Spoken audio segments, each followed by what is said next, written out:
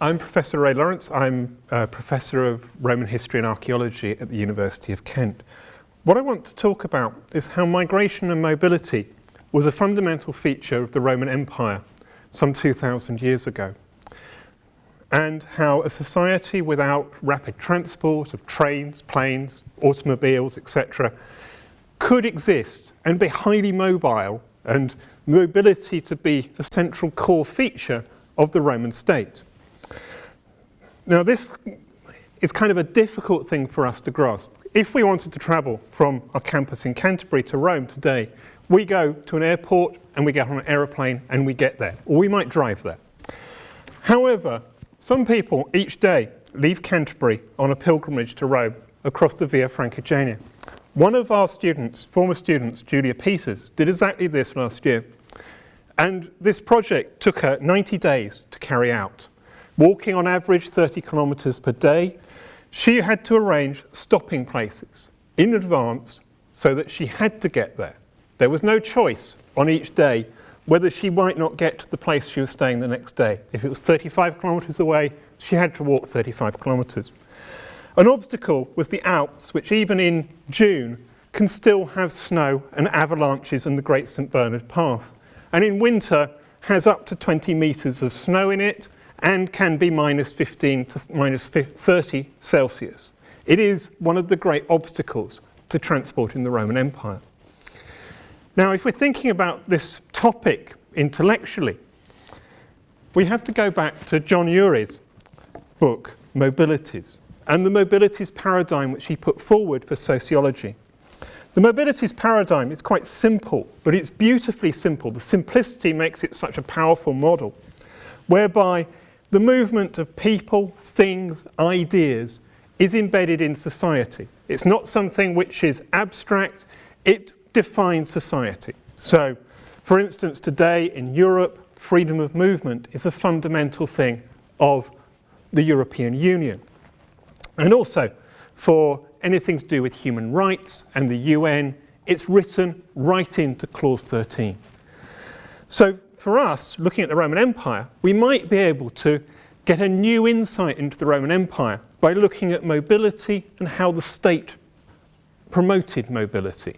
One of the slightly unbelievable facts which is coming out of the study of skeletons in archaeology at the moment is that almost 30% of the population of late Roman Britain, 3rd and 4th century AD Roman Britain, were born outside the British Isles.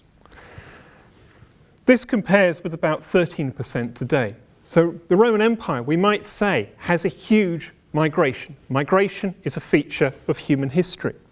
And if we look at Italy, we actually identify families moving rather than an old-fashioned model where the second son might be a migrant. What we're seeing in Rome is we're seeing migration of whole families to Rome. So we have migration, but what we want to understand as well is how the Roman state promotes mobility.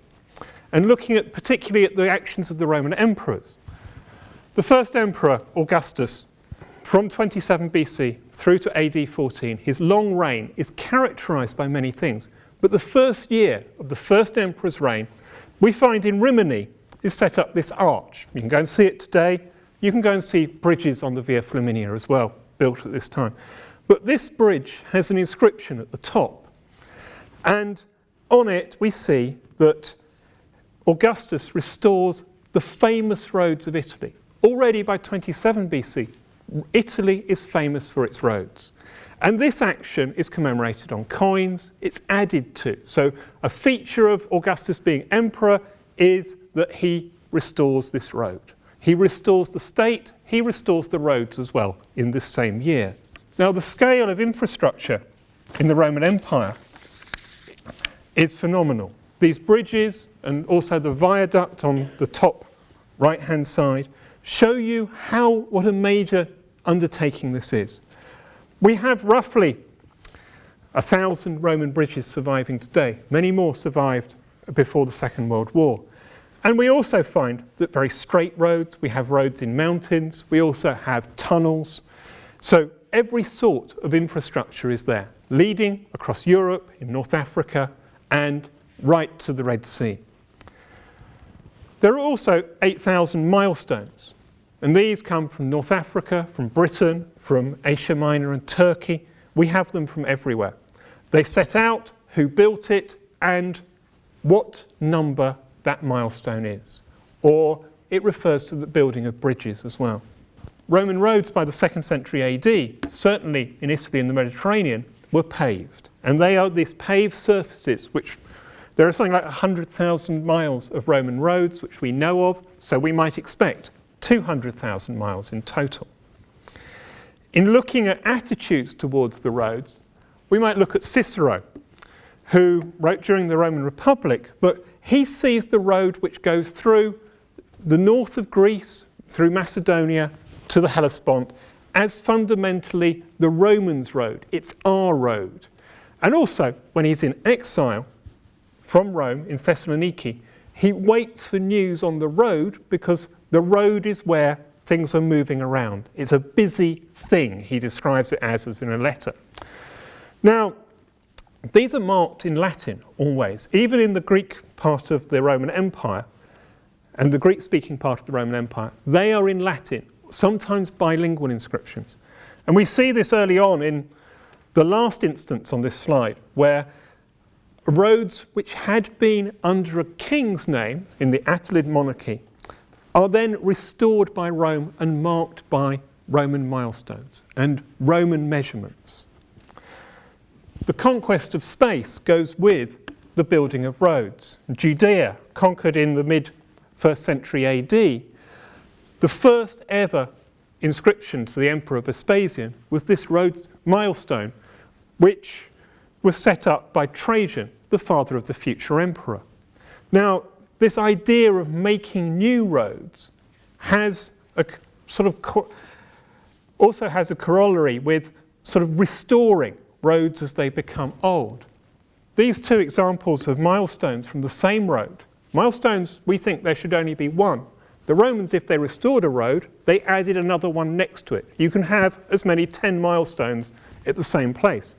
This new road, from going inland in Algeria, some 68 kilometres, is restored about 100 years later, after it's become old and collapsed. Or it's also described as vetustate, which is this idea of aging, something which is very old, more than 80 years old.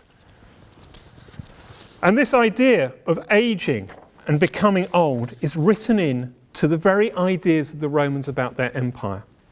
Florus talks about how after more than 100 years to the Emperor Trajan, Rome had become old. And it is Trajan who renews its youth and makes it more youthful so it may survive for longer. And we find this also written into the milestones of the Roman Empire. We see this when Trajan conquers Arabia, but then sets out a road through this space. He defines Arabia as a Roman province, but then sets out a road from the boundary of Syria to the Red Sea, which is not only opened, but is also paved. And by paving, he creates something which is new. So provinces are an area, but there is normally a road through them which defines them. We can think of all the Roman roads focused on the city of London, the city of Paris. These are all Roman cities created by Rome.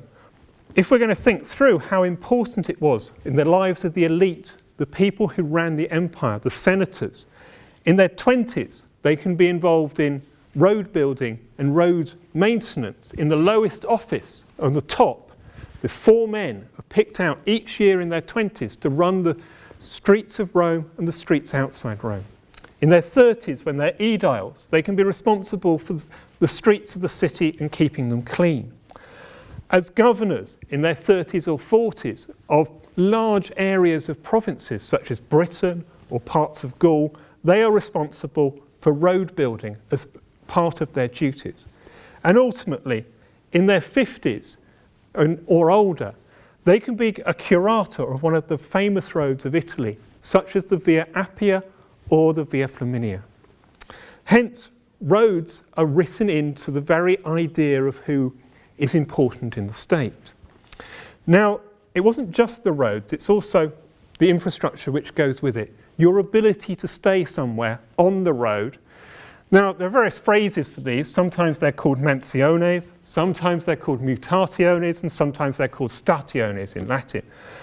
This inscription from Sagalassos in Turkey is an edict, refers to an edict by the governor who says who could stay in the mansio, the stopping place.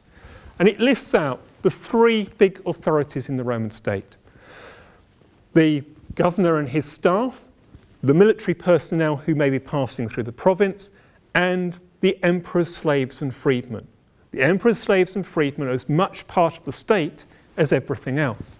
Then it lists below that, we have a list of who could use the requisitioned transport. And we find the procurator and his son, another important person, military personnel again, senators who could be visiting the province, or Roman knights or equites on the service of the emperor, and then centurions on military service as well. So what we have in this document, which is written, inscribed in stone, is who is important, who runs the state, and who moves to run the state. So in many ways, Roman power is something which is devolved, it's networked, so that you have a complete network of power. Now finally, we want to sort of think through where this might lead, and to define 5 major research themes for the future. Firstly, we can see that roads are part of the infrastructure of the Roman state. If we understand that infrastructure, we can start to define how mobility worked and why the Roman state is such a phenomenon which includes the whole Mediterranean. We can also start looking at the places of power in the Roman state. And for example, one of these stationes was dug up in Germany, and we find that every 6 months the personnel moved, because every 6 months a new group of people dedicate an altar to the genius of that place. It's a place where power is written. We can also see the Roman state as a distributed power network. In many ways it doesn't have a centre, and this people find confusing who are used to the nation state or the feudal state. It's a state like no other, and this creates great problems in trying to define state power. Senatorial careers can be studied to see how they changed. Did they always work on Roman roads, or did they go and do something else? Did all senators have experience of using infrastructure, creating infrastructure? Finally, we can start seeing the Roman state wearing out and the idea of infrastructure needing constant renewal. And this is where we're going towards, and hopefully we will have a better idea in the future of how the Roman state works and its infrastructure. Thank you very much.